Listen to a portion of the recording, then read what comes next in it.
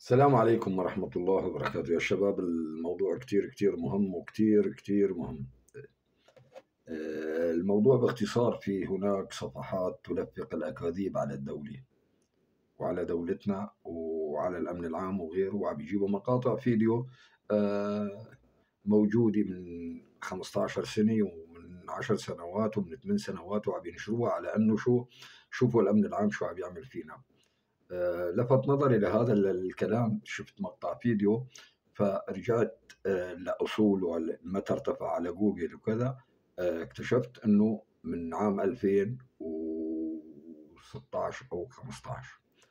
اثنين الأسماء اللي عم تنشر هالأكاذيب هاي، يا ريت كل الناس تبدأ بحفظ هالأسماء أو نسخ الصفحات هاي، لأنه هذول هن سبب البلاء وسبب الفتنة أكثر حتى من المجرمين والشبيحة اللي حملوا السلاح وعم يقاتلوا.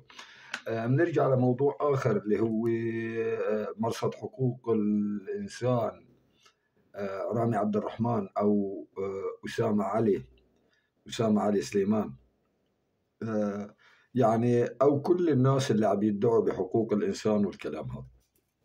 المجموعات حاليا اللي خرجت على الدولة: اختطاف، قتل، ابتزاز، سرقة، اعتداء على عناصر الأمن، قطع طرقات، اعتداء على المشافي، قطع طرقات دولية، تعريض السلم المجتمعي أو الأهلي إلى كافة صنوف الإرهاب.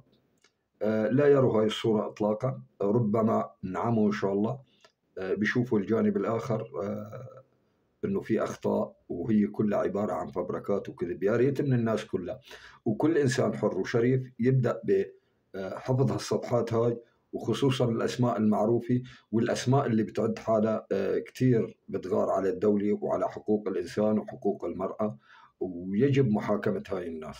وشكرا لكم.